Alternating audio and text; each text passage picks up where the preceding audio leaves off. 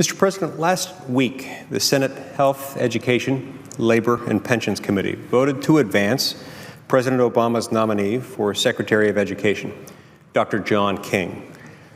Tonight, the nomination is set to come before the Senate, not for a robust debate, but for a hasty vote. And by all accounts, confirmation is expected. I rise today to oppose the nomination of Dr. King and to urge my colleagues to join me in voting against his confirmation as Secretary of Education. I've studied Dr. King's professional record, most notably his time in New York's Department of Education, and I've reviewed the transcript of his confirmation hearing. Based on the policies that he has supported, the bipartisan opposition he has invited throughout his career, and his uncompromising commitment to the designs of bureaucrats and central planners over the lived experiences of parents and teachers, I believe it would be grave error for the Senate to confirm Dr. King's nomination at this time. Indeed, I believe it would be difficult for anyone to support Dr. King's nomination on the basis of his record. The problem is not that Dr. King lacks experience. On paper, you might even think that Secretary of Education is the natural next step in his career.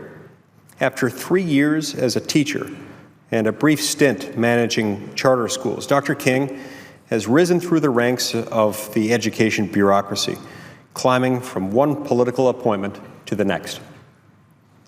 But do we really think that someone who has spent more time in a government agency than in a classroom is best suited to oversee federal education policy?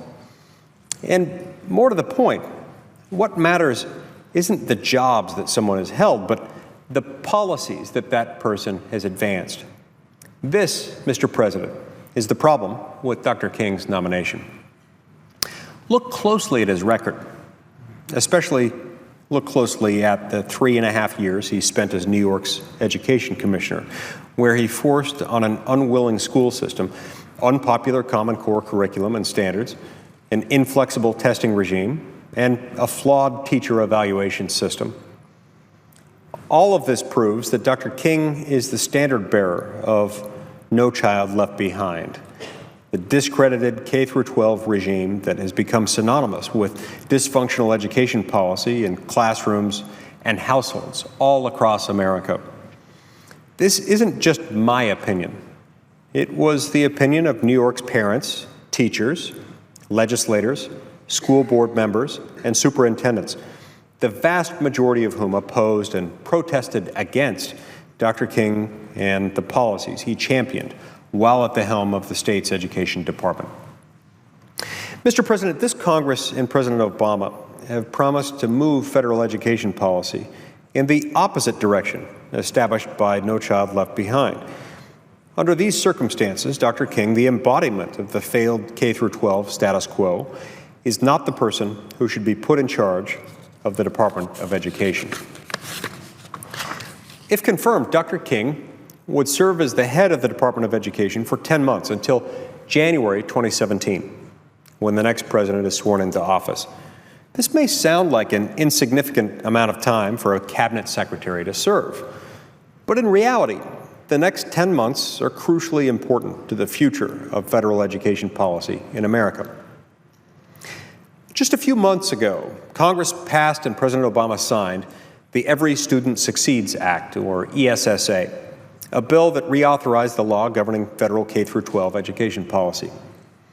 And now the Department of Education will begin implementing the ESSA, which will set the course of the department for years to come.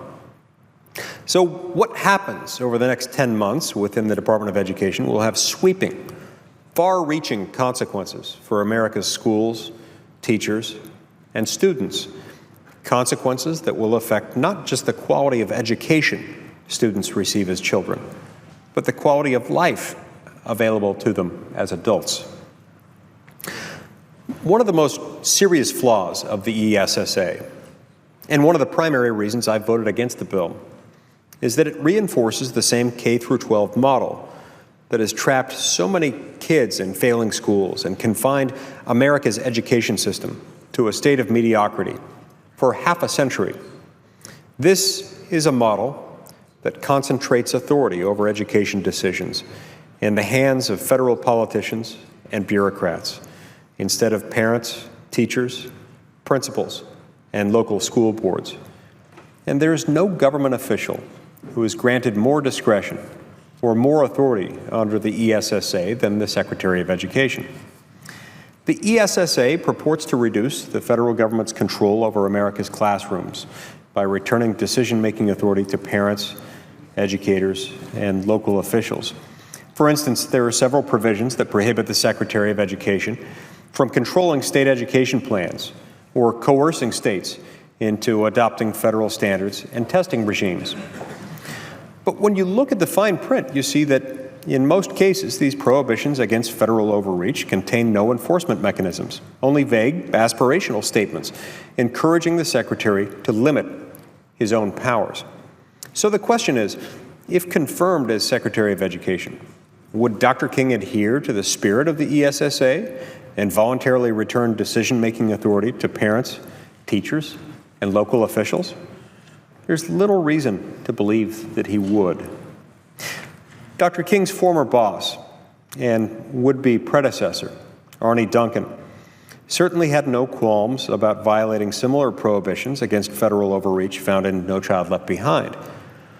Nor has he shied away from advertising the fact that ESSA would function in much the same way as No Child Left Behind.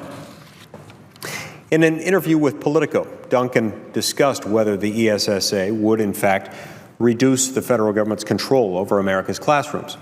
He was asked, quote, "How do you respond to the notion that you've had your wings clipped on your way out the door?" This was Duncan's response, quote, "Candidly, our lawyers are much smarter than many of the folks who were working on this bill," close quote. In other words, Congress can write whatever bill it wants, and the administration's lawyers will be able to figure out a way to implement it according to the preferences of the cabinet secretaries and their armies of bureaucrats. This is certainly a brazen admission of bureaucratic arrogance by former Secretary Duncan. But it is exactly in line with the way that Dr. King approached his job as Education Commissioner of New York just a few years ago. Under Dr. King's leadership, New York became one of the first states to implement Common Core standards and testing requirements, starting in 2011. And Dr. King was one of the only education commissioners in the country to insist on rolling out the tests before teachers had been given adequate time to adapt to the new curriculum imposed by Common Core. To the surprise of no one, except perhaps for Dr. King, the results were a disaster. The 2013 Common Core tests only widened the achievement gap and sparked the opt-out movement in New York, which mobilized 65,000 students to opt out of Common Core state tests in 2014, and more than 200,000 students to opt out in 2015. To make matters worse, around the same time that teachers were being forced to test their students on material they hadn't been given time to incorporate into their curriculum, Dr. King implemented a teacher evaluation system that relied heavily on these distorted student test scores. This evaluation system was so unpopular that in 2014, one of New York's teachers' unions called for Dr. King's resignation. What's most troubling about Dr. King's tenure as Education Commissioner isn't that he centralized decision-making authority within the state's education department, imposing one-size-fits-all policies across a diverse school system. Plenty of education commissioners are guilty of the same, if not worse. No, the real problem with Dr. King's record is that he routinely, and apparently as a matter of policy, ignored the advice and feedback of teachers, parents, principals, and school board members. Even as his centrally planned house of cards was tumbling down around him, Dr. King stayed the course, believing, against all available evidence, that when it comes to running a classroom, bureaucrats and politicians know better than teachers, parents, and school boards. Mr. President, when the Senate confirms a presidential nominee, we're doing more than just approving a personnel matter. We're accepting, to a degree, what that nominee stands for. So we must ask ourselves, as we consider this nomination, what kind of policy do the American people want? And what kind of policy do America's elementary and secondary students deserve? We know that local control over K through 12 and even pre-K education is more effective than Washington, D.C.'s prescriptive, heavy-handed approach, because we've seen it work in communities all across the country. The point isn't that there's a better way to improve America's schools, but that there are 50 better ways, even thousands of better ways. But Washington is standing in the way, distrustful of any alternative to the top-down education status quo. And under the leadership of Dr. King, Washington's outdated conformist policies will continue to stand in the way. America's students deserve better than this. The least we can do is to not accept the failed status quo. So I urge all of my colleagues to join me in voting against this nomination. Thank you, Mr. President. I yield the floor.